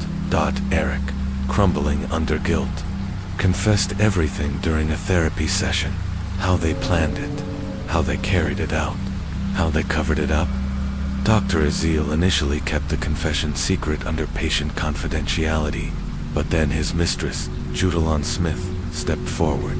She had heard the tapes, and she went to the police. According to her, Eric told Aziel that the murders were years in the making, the final response to a childhood of abuse, fear, and manipulation. Now here's a question for you. If you were Judalon knowing about the abuse, would you have gone to the police? Let me know in the comments, because her decision would change everything. The arrest. By this point, Eric and Lyle thought they were safe. They were living large, even hiring bodyguards to accompany them on shopping sprees. They had launched a company, Menendez Investment Enterprises, believing their new lives had truly begun. But the police had other plans. The tip from Judalon gave them exactly what they needed. The brothers' carefully constructed lie was about to come crashing down. The Menendez brothers. The courtroom war begins. After their arrest, Lyle in California, and Eric shortly after returning from a tennis tournament in Israel. The Menendez case exploded into a media firestorm, but the case was anything but open and shut. What followed was a grueling courtroom saga, full of shocking twists, emotional testimony, and a legal chess match between two powerhouse teams. The tape that changed everything. The prosecution believed they had the ultimate weapon. The confession tapes. Recorded during a therapy session with Dr. Jerome Aziel. Eric had spilled everything, the planning, the execution, the aftermath. The brothers' legal team fought back hard, spending over a year filing motions, appeals, and exploiting every legal technicality to suppress those tapes. But ultimately, a judge ruled they were admissible, and with that decision, the tone of the trial shifted, because what was captured on those tapes wasn't just a confession. It was a window into the darkest corners of the Menendez family. Seeds of a murder, a father's shadow. Dr. Aziel recalled that it started as a casual conversation, what life might be like without the dominating force in their home. The brothers described their father, Jose Menendez, as perfectionist, controlling, and impossible to please. He ruled every detail of their lives, and eventually, those conversations evolved into darker thoughts. Thoughts of killing, of escape. Eric even told Aziel they had discovered a suicide note written by their mother, Kitty. She had learned of Jose's affair, spiraled into alcohol and pills, and whispered to Eric, "You don't understand how much stress I'm under. I take 13 pills a day. and drink. They claimed that killing her wasn't an act of cruelty, was a mercy, because if she took her own life, they'd be left alone. With him, the abuse revealed. When Eric finally took the stand, the courtroom went silent. He said the words over and over, like he was trying to purge them. I wanted to stop. I wanted to stop. I wanted to stop. He described being forced into oral sex by his father, the threats, the jagged knife Jose used to keep him silent, even pins and tacks used to hurt him during assaults. Lyle also testified. He spoke about being abused between the ages of 6 and 8. After sports practices, he would massage me, then fondle me. We'd undress. He'd guide me. It happened in my room, sometimes the bathroom, 2 or 3 times a week. Then came the object sessions, a toothbrush, a shaving brush, Vaseline. Lyle testified that it escalated, that he became more involved. When he finally told his mother, Kitty's response was devastating. Stop exaggerating. Your father loves you. He's punishing you because you do things wrong. From victim to abuser. But the horror didn't stop there. In a moment of agonizing honesty, Lyle admitted something else. He had abused Eric too. He used the same toothbrush, took Eric into the woods, repeated what had been done to him. On the stand, overwhelmed by guilt, he said only, I'm sorry. Years later, when Eric confided that Jose had been abusing him as well, Lyle confronted their father. The fear became unbearable. The prosecution fires back, but the prosecution had their own story. They painted the Menendez brothers as spoiled, rich kids, driven by greed and entitlement. They highlighted how they erased Jose's will from his computer, trying to cover up the motive. A computer expert confirmed the deletion. But here's the twist. Another expert testified that he was hired not to recover the data, but to make sure it could never be recovered. Intentional, premeditated, a divided nation, so what was it? Greed or survival? To some, the Menendez brothers were victims who reached a psychological breaking point. To others, they were cold-blooded killers trying to rewrite their story after the fact. The jury couldn't agree. The first trial ended in 2 hung juries. But in the second trial, the emotional abuse narrative was limited. The judge barred certain testimony. The tone shifted and so did the verdict. Both were convicted of first-degree murder. They were sentenced to life in prison without the possibility of parole. Tears and television. The public reaction back in the late 80s and early 90s.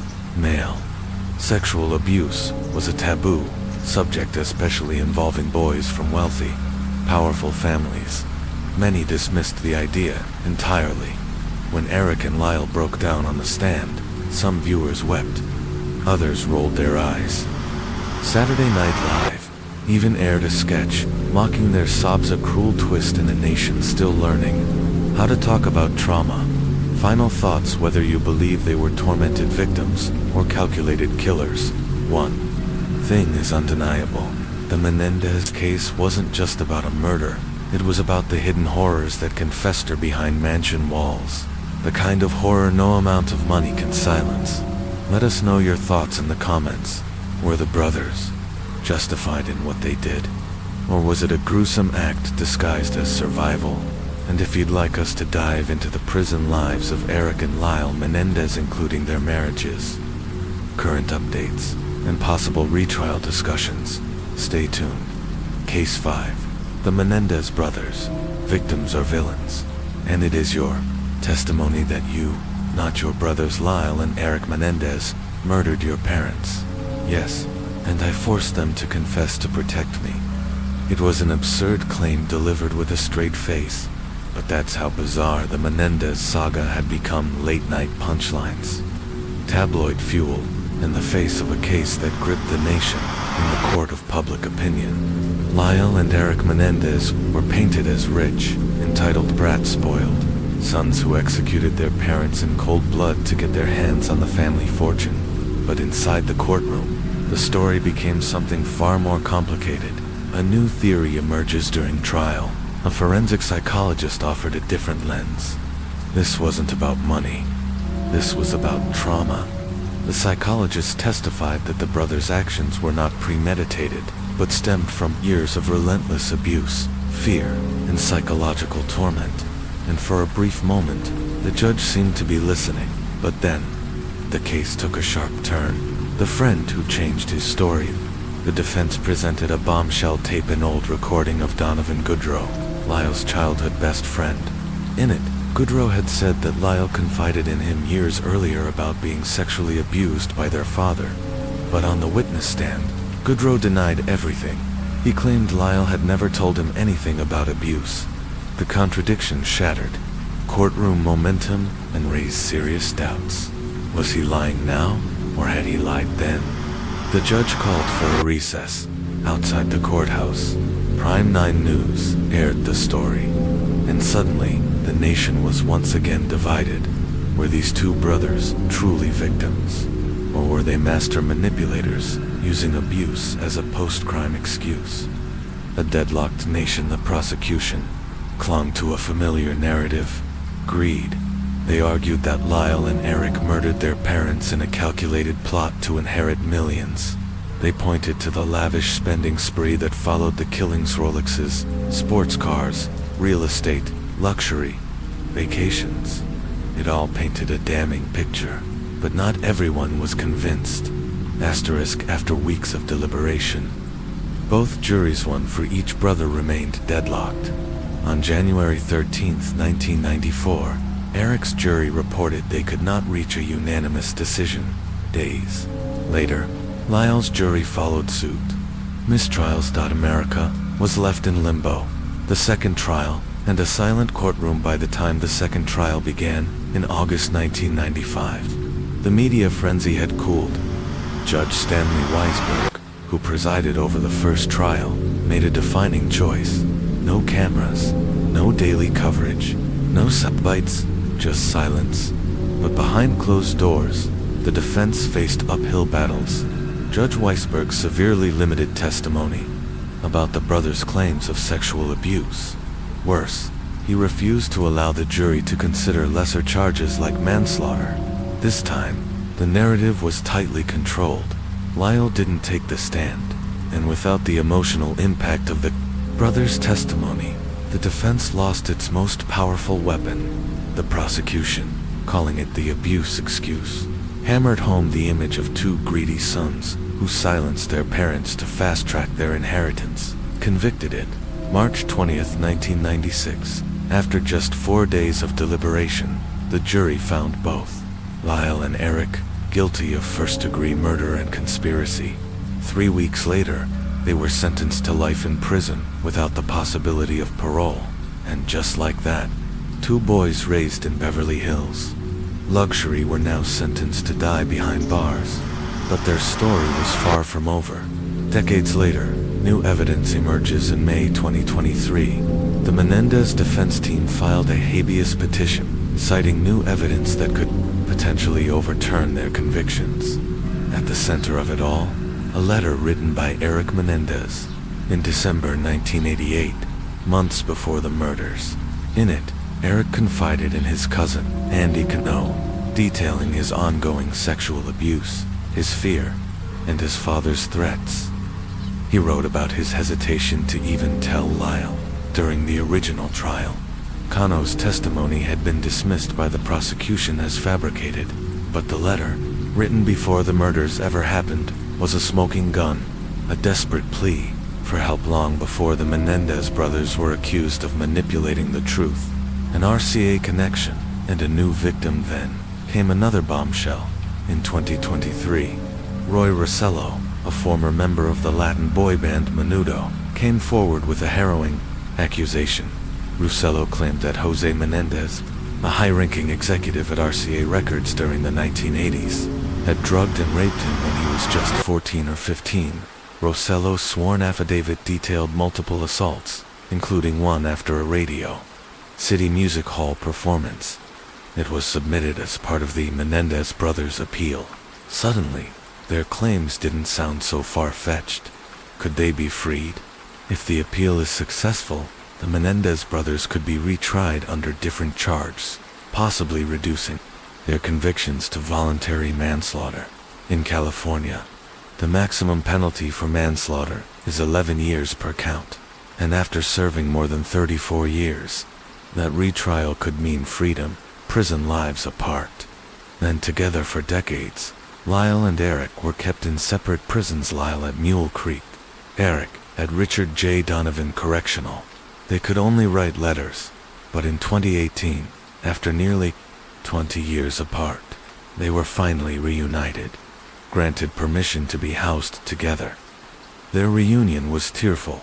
Two brothers, forever changed, yet bound by tragedy, marriage, advocacy, and the new generation. Eric married his longtime pen pal, Tammy Ruth Sackmon, and found solace in art.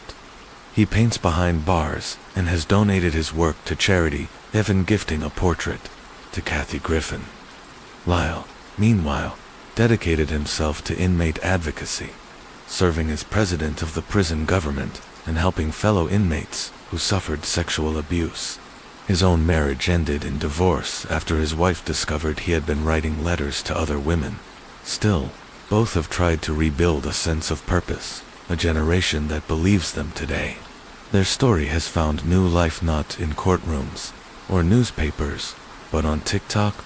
Millions of young people have discovered the case, questioning the original verdict and raising awareness about male sexual abuse, family trauma, and justice failures. Thousands have written letters to California officials demanding clemency. The Menendez brothers have become symbols of injustice, to some irreversible guilt to others. The question that still haunts: were Lyle and Eric Menendez victims cornered, traumatized, and pushed to the edge? Or were they calculated killers, hiding behind a mask of abuse?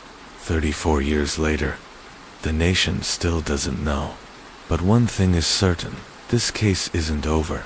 Case 6. The King brothers, a father's love, a predator's influence. The story kept changing. First, Derek and Alex King confessed to murdering their father. Then they said they didn't do it at all. Suddenly, they claimed Ricky Chavis, a man they once trusted, had killed Terry King and forced them to take the fall. Each new version of events contradicted the last, and investigators were left trying to untangle a horrifying knot of lies, manipulation, and trauma. But when Alex King dropped a chilling revelation, the case took a far darker turn. He claimed that his relationship with Ricky Chavis wasn't just that of a family friend. According to Alex, Chavis had convinced him they were in love. A grown man, a 40-year-old felon, and a vulnerable 12-year-old boy. The King family a struggle from the start to truly understand what happened. You have to go back to the beginning. Terry Lee King was born in Florida on April 17, 1961. He met Janet Little when they were young, and by the time he was 23, they were living together with two sons, Derek, born in 1988, and Alex, just 14 months younger. Life wasn't easy. Money was tight, and by the time the boys were toddlers, Terry and Janet's relationship had crumbled. Even after the breakup, they remained under the same roof, trying to make co-parenting work. Janet gave birth to twins by another man, and suddenly there were 4 young children in one strained home. Overwhelmed and desperate, the couple turned to Heritage Christian Academy, a church-run institution offering shelter to struggling families. There, they were introduced to the idea of open adoptions, told their children would live with new families while still being able to stay in touch.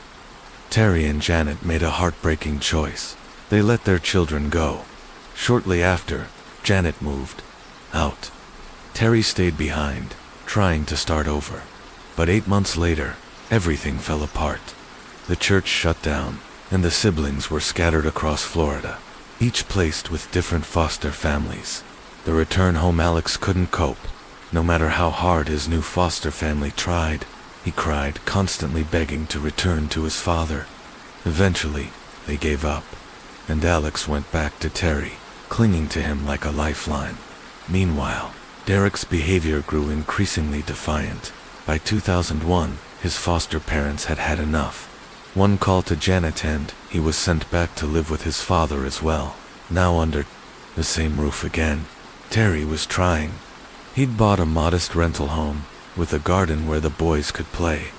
He enrolled Derek and Alex at Ransom Middle School, and for a while, things looked normal. They were intelligent, above-average students. The household was quiet. It seemed like peace had finally returned, but peace was short-lived. The vanishing in November 16, 2001. Both boys disappeared. Terry was frantic. He reported them missing, pleaded on the news, begged the public for help. Then, days later, he got a phone call from the boys themselves. They told him to stop looking for them. Still, Terry refused to give up.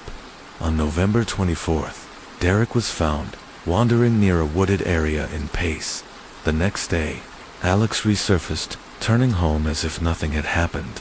Neighbors saw the three together, preparing to visit a friend. It looked like things might return to normal, but just hours later, flames consumed the house. The murder of Terry King. Firefighters rushed to the scene, expecting a tragic accident. What they found was far worse. Inside the smoldering home, Terry King lay dead in his recliner. He hadn't died in the fire. He'd been bludgeoned to death while he slept, his skull shattered by a savage attack with an aluminum baseball bat. It was a frenzied, merciless beating. Then, in a desperate attempt to hide their crime, the boys set the house ablaze. But instead of calling for help or turning themselves in, Derek and Alex ran to Ricky Chavis. Who was Ricky Chavis? Ricky Chavis was a 40-year-old convicted felon. To some in the neighborhood, he was just a friendly man who let local kids hang out, play video games, escape from strict households. To others, there were whispers, rumors, accusations. Over the years, multiple minors had come forward with stories of inappropriate behavior, but nothing ever stuck. Terry had no idea. As a single father working long hours, he saw Chavis as a helpful figure, someone willing to watch the boys when he couldn't. But Chavis wasn't just offering snacks and PlayStation. He was offering something far more dangerous: freedom from rules, drugs, and manipulation. The confession then, the twist at first. The boys confessed. They told police they killed their father because he was too strict, too harsh. But something didn't add up. The confessions were eerily emotionless. The details changed with every retelling. Then the narrative flipped. Now they claimed Ricky Chavis had killed their father. He'd beaten Terry to death, and then coached the boys to take the blame. It was confusing. Contradictions piled up, until Alex King made a haunting confession. He claimed Ricky Chavis had manipulated him into a sexual relationship, convinced him they were in love, that they were partners, that killing Terry would set them free. The letters that changed everything investigators uncovered. Love letters from Chavis to Alex, diary entries from the boy, expressing affection and confusion. This wasn't a friendship. It was grooming. Chavis had blurred every boundary, introduced the boys to alcohol, marijuana, and most disturbingly, sexual manipulation. He had, according to Alex, promised them a life without rules, without punishment, and Terry King, strict, struggling, but loving, stood in the way of that fantasy. The prosecution's nightmare prosecutors were now navigating a legal minefield. Two young boys who admitted to patricide, but now claimed they'd been manipulated. A convicted felon accused of orchestrating the crime and grooming a minor. Testimonies that changed daily. Evidence that was damning, but incomplete. Alex on the stand. When Alex took the stand, the courtroom fell silent. He recounted that on the night of the murder, Chavis beat Terry to death, then turned to the boys and said they had to take the blame. He described the manipulation, the grooming, the relationship Chavis claimed they shared. To hear it from a child was horrifying. But was it true? Or was it another story crafted to lessen their own guilt? Two boys, one dead father, one predator, and a question that still haunts those who followed the case: were Derek and Alex King cold-blooded killers, or victims used as pawns in someone else's twisted game? Case 6 continued. The verdict, the fallout, and the unfinished story. They said they were waiting in the car, that Ricky Chavis had slipped into the house while Terry King was fast asleep, that he alone carried out the killing while they sat outside, unaware of the horrors unfolding inside their home. Only later, once they reached Chavis's house, did the man reveal the truth. Terry was dead. He claimed he did it for them, that Terry would never allow them to live with Chavis, that if forced, Terry would rather take their lives himself. That was the story they told in court. Derek King backed his brother's account. He described how Chavis had promised them a better life, a life free from rules, where they'd be cared for, loved, given everything they were missing. But as Derek tried to explain it all to the jury, his voice cracked. His words failed him. He broke down, a boy trapped in an adult's nightmare, grasping to make sense of things far beyond his understanding. The confession, a weapon against them. The prosecution had something powerful. The brothers' initial confessions, when they were first arrested, Alex and Derek gave chillingly detailed accounts of how they murdered their father. They described how Terry was struck repeatedly with a baseball bat, how he never woke up, how they set the house ablaze afterward. Now they were saying they hadn't done it at all, that they were outside, that Chavis had killed him. The prosecution seized on this contradiction. They argued the confession showed clear, first-hand knowledge of the crime details that couldn't be faked. 2 trials, 1 tragedy. The jury deliberated. Their verdict was sealed until the conclusion of a second trial, the one where Alex and Derek King were no longer witnesses, but the accused. In the courtroom, the 2 young brothers now sat in neatly pressed clothes. They were no longer runaways, no longer victims. They were defendants in a murder trial. The prosecution presented a chilling theory. Alex had come to resent his father. He had fallen under the spell of Ricky Chavis, infatuated with the idea of a life without Terry. One of the letters found at Chavis's home read, "My life used to be cloudy before I made friends with Rick. My ultimate goal now, to share my life with someone else's." Alex took the stand again. The court listened as the prosecution introduced his letters. Letters in which he wrote about how Chavis had changed him, how he no longer saw himself as straight, how he wanted a life with this older man. To the prosecution, the message was clear. Chavis's influence over Alex wasn't just inappropriate. It was powerful enough to push a child toward murder. The defense's final stand, but the defense countered with an equally disturbing portrait. They argued Chavis wasn't just manipulative, he was a predator. They painted him as a man who had exploited 2 vulnerable boys, offering them forbidden pleasures and whispered fantasies of escape, all while poisoning their view of their father. Terry King, once their protector, had been made into the enemy. To Alex and Derek, Chavis seemed like salvation. Until the blood was spilled in, they were the ones left to answer for it. The verdict: the jury weighed the stories, the evidence, the shifting truths. Were these children cold-blooded killers, or had they been used by a man far more dangerous than anyone realized? After just 5 hours of deliberation, the verdict came in: guilty of second-degree murder, guilty of arson. The jury believed they had been present when Terry King was murdered, that, regardless of who swung the bat, they were responsible. A twist in the justice system, but the case wasn't over. In a surprising move, prosecutors also charged Ricky Chavis with murder, trying all 3 for the same crime. Chavis was acquitted. Despite the deeply disturbing letters and his actions after the murder, he had cleaned up the boys, burned evidence, and offered them shelter. Still, he walked free. But the boys ages 13 and 12 were found guilty. On September 6, 2002, both Alex and Derek King were convicted of second-degree murder. Then, another twist: the judge overturned the convictions, citing due process violations. Rather than go through another trial, A plea deal was struck. Alex and Derek both pleaded guilty to third-degree murder. Derek received 8 years. Alex was given 7. Was justice truly served? For many, the case left more questions than answers. How did a 40-year-old man maintain a disturbing relationship with a 12-year-old boy without serious scrutiny? Why were 2 children, emotionally manipulated and exploited, tried as adults? These were questions that only a few dared to ask. Life after prison. Strangers who cared *, while Alex and Derek grew up behind bars.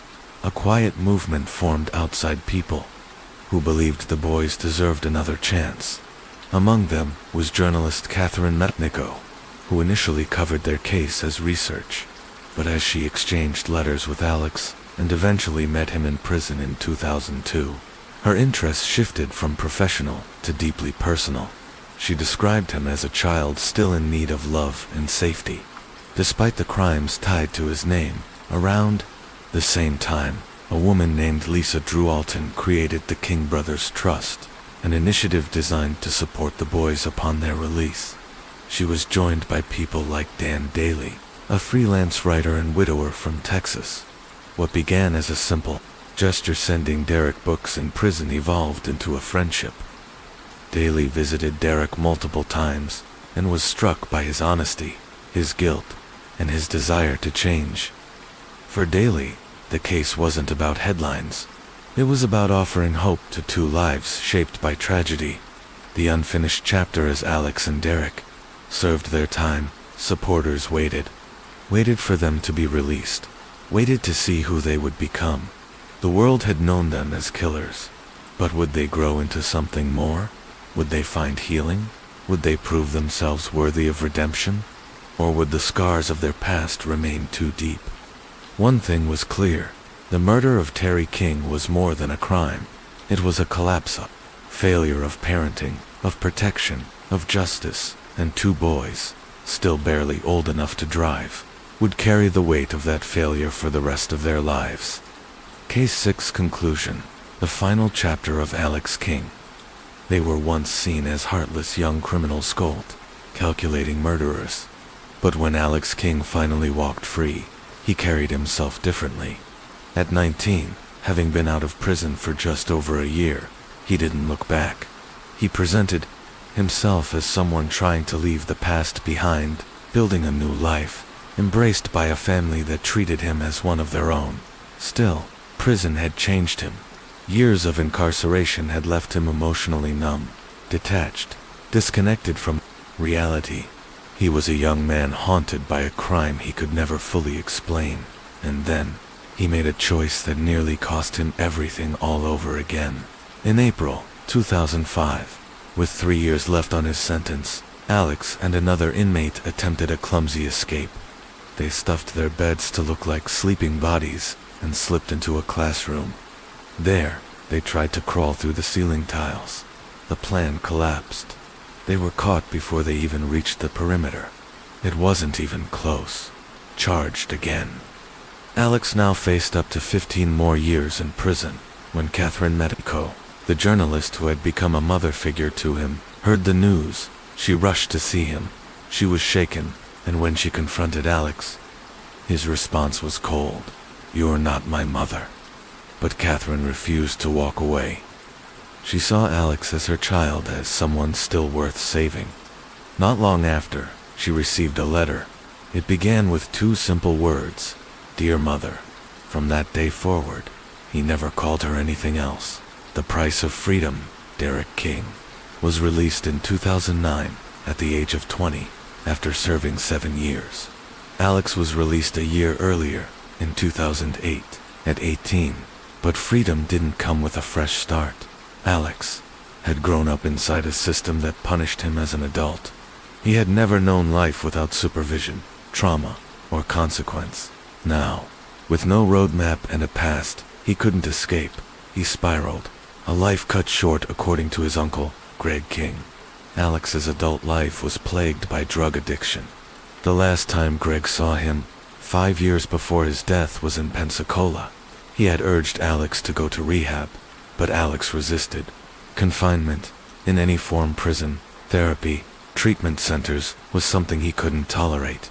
He always found a way to run.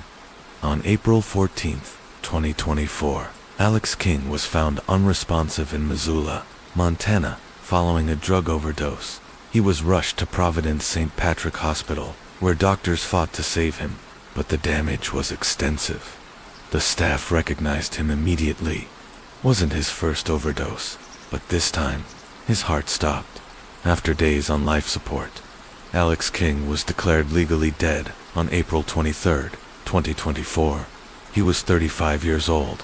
His family said their goodbyes through a screen, a devastating farewell from miles away. He had once been the child at the center of a case that stunned the nation, but in the end, he was just another lost soul, dragged under by the weight of a past that never released its grip.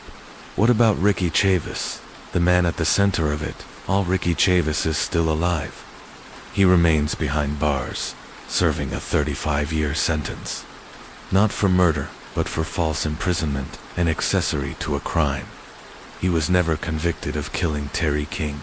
Media, opinion, and the question of innocence. The case triggered a media storm.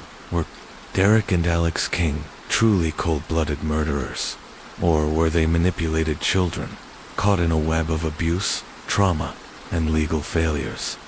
The book, A Perversion of Justice, A Southern Tragedy of Murder, Lies, and Innocence Betrayed, written by Catherine Medico and Molly Barrows, offered one of the most controversial takes. It argued that the boys were victims, not monsters, that the legal system failed them, that the narrative fed to the public ignored the grooming, the psychological manipulation, and the cracks in the prosecution's case. Not everyone agreed. Assistant State Attorney David Rimmer scoffed at the idea of their innocence. There will always be people who believe Derek and Alex are innocent, just like there will always be people who believe Michael Jackson was innocent. The murder of Terry King was never just a local crime. It became a nationwide conversation, a reflection of how society handles childhood trauma, parental discipline, and the complexities of justice, second chances, and public memory years after their release. Derek and Alex sat down for an exclusive Dateline NBC interview. It was called Second Chances. For the first time in years, the brothers appeared together on camera, older, changed, still burdened. They spoke about the choices that led to that horrific night, about Chavis, about Terry, about the shadows they still carried. The case also drew attention in true crime media. Evil Kin, Season 1, Episode 5, Deadly Darlings, focused on the King brothers' bond and the dark influence of Ricky Chavis, American. Justice Season 12, Episode 21, Blood Brothers, examined the twists and inconsistencies of the trials and left viewers to decide for themselves. Were these boys monsters or victims in someone else's twisted plan? Legacy of a crime that never ends. Decades later, the murder of Terry King remains one of the most unsettling cases in Florida history.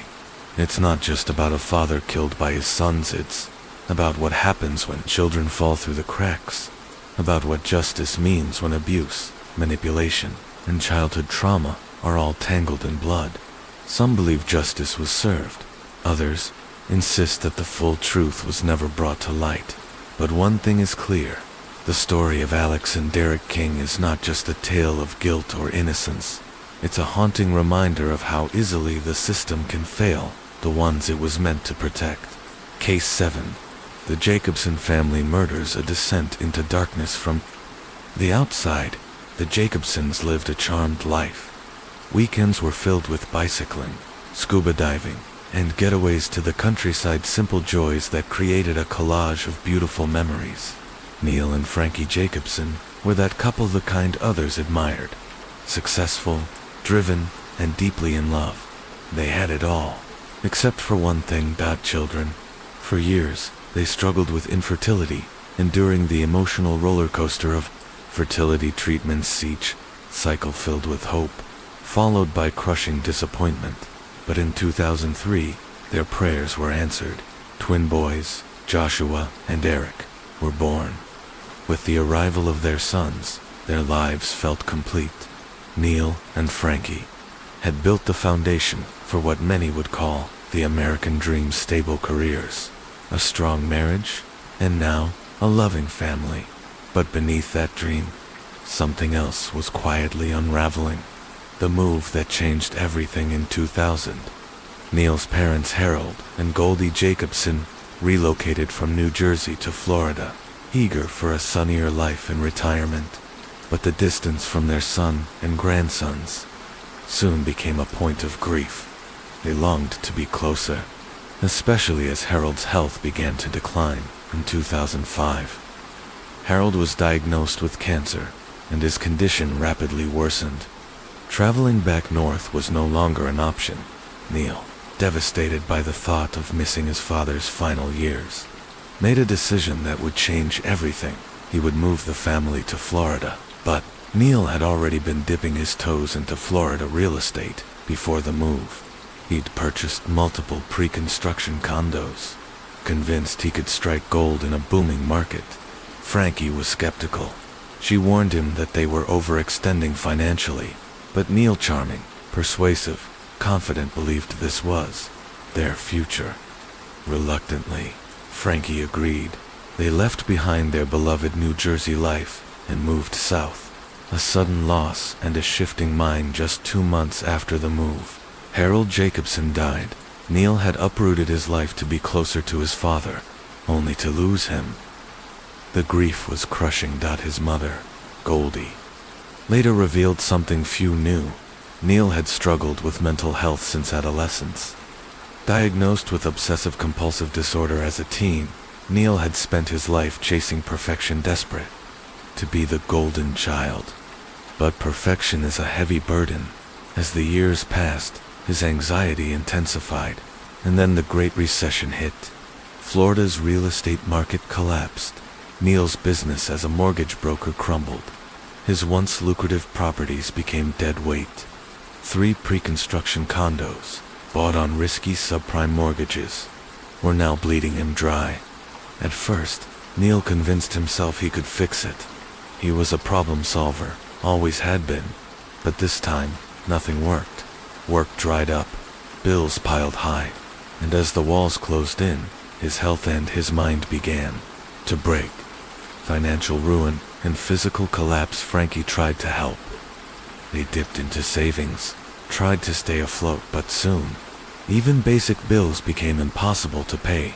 The stress grew unbearable, and in time, Frankie made a painful decision. They would stop paying the mortgages on all 3 Florida condos. They had no choice. There was nothing left to give. Then, Neil's health took a strange turn. It started with vague symptoms: fatigue, body aches, dizziness. He struggled to complete simple tasks. His focus vanished. He became sluggish, detached. In October 2008, Neil's doctor ordered blood tests. The results were elevated hormone levels. No clear explanation.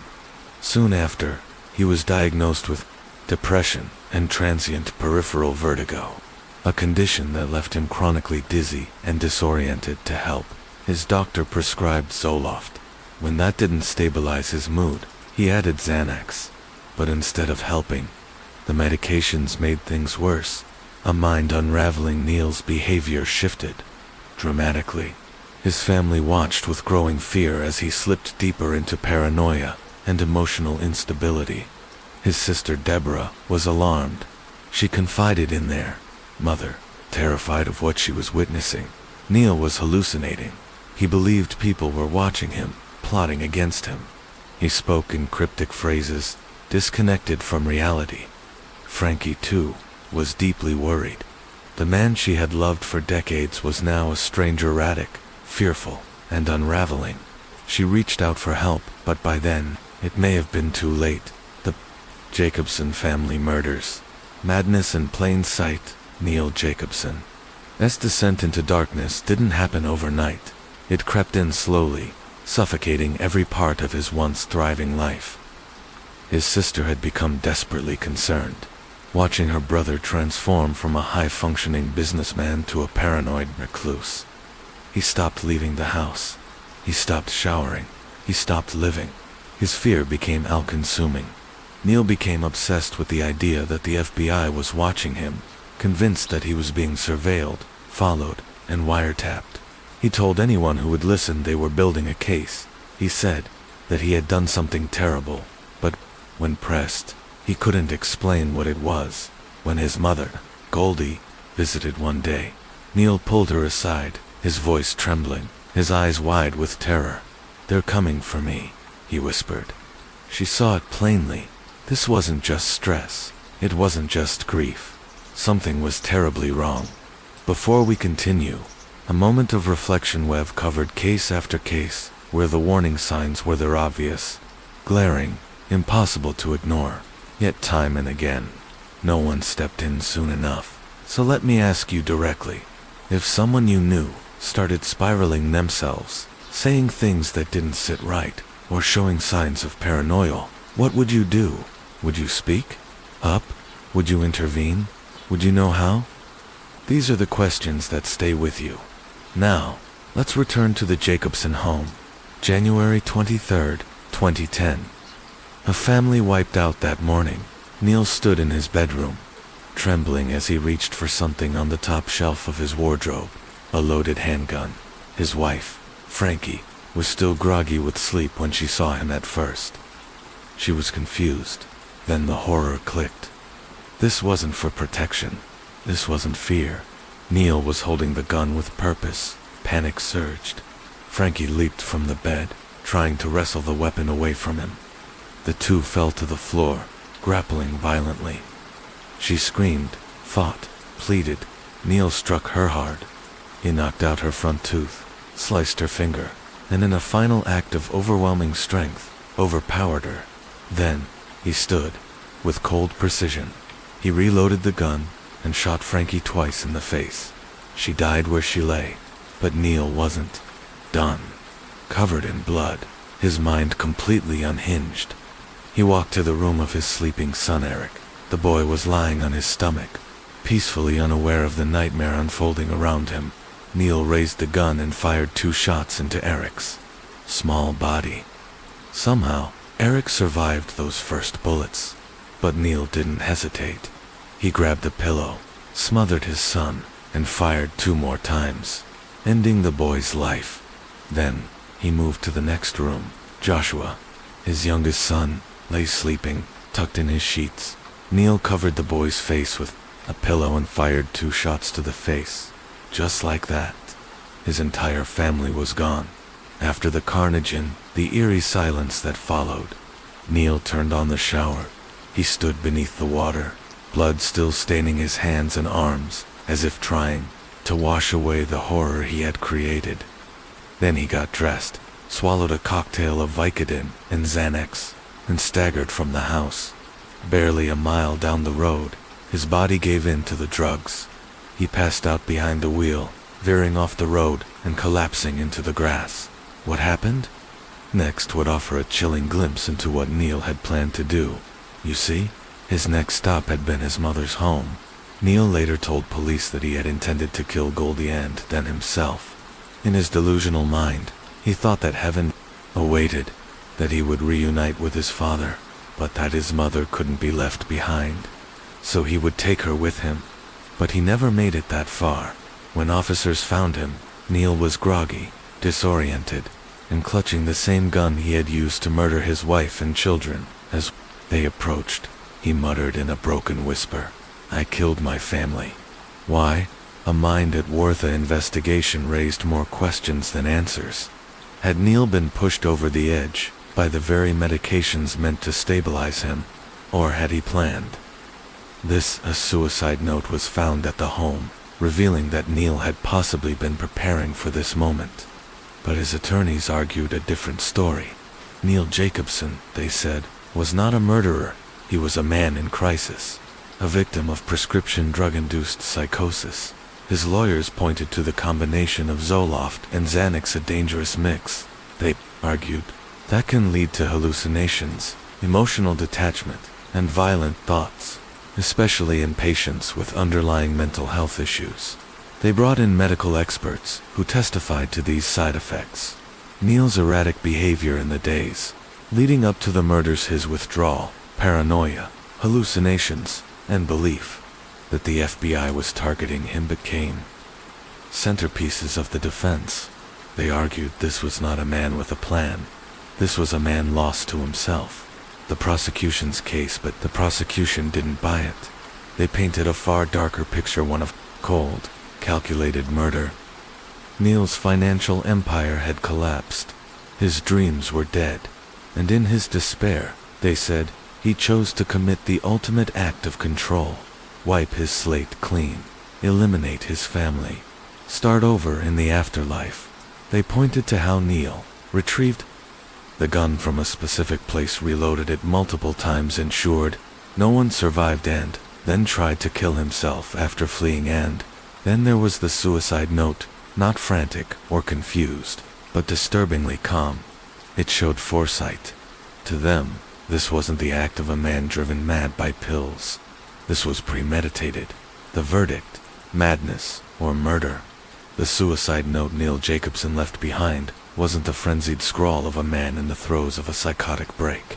It was organized, reflective, intentional, and to the prosecution, it was the clearest evidence of all. This was premeditated.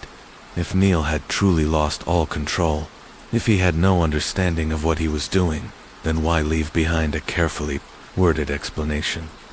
To build their case, prosecutors called to the stand those who knew Neil best. His sister, Deborah, described a man who had changed drastically in the weeks leading up to the murders.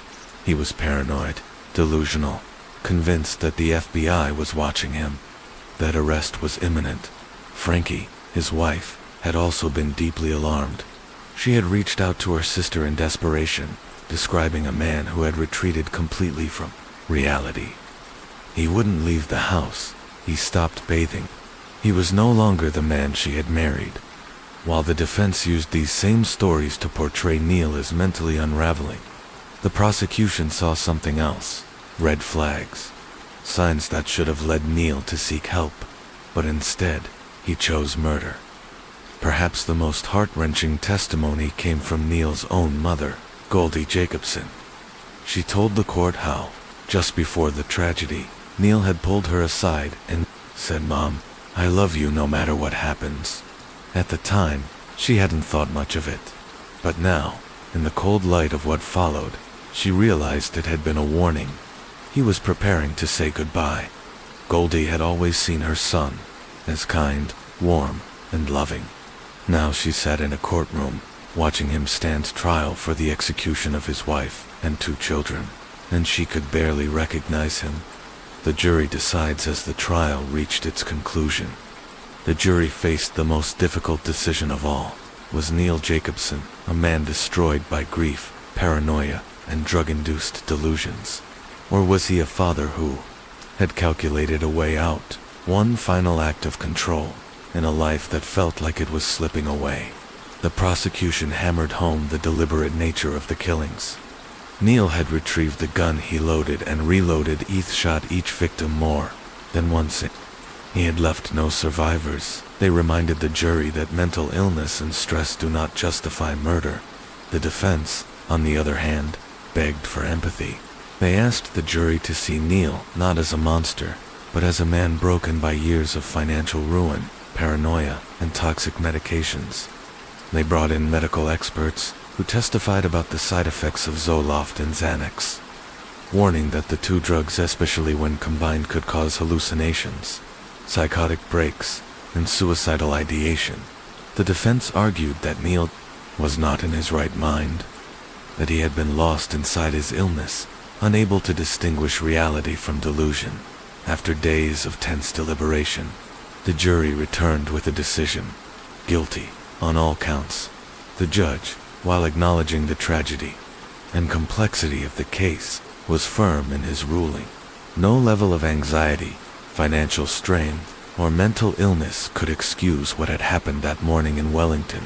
Neil Jacobson was sentenced to life in prison without the possibility of parole. facing the consequences after the verdict. Neil stood before the court and formally changed his plea, admitting guilt to 3 counts of first-degree murder. The courtroom sat in stunned silence. He admitted that on January 23, 2010, he had shot his wife, Frankie. Then he walked into the rooms where his 2 7-year-old sons lay sleeping and shot them. And then he tried to take his own life. At sentencing, the courtroom heard powerful victim impact statements.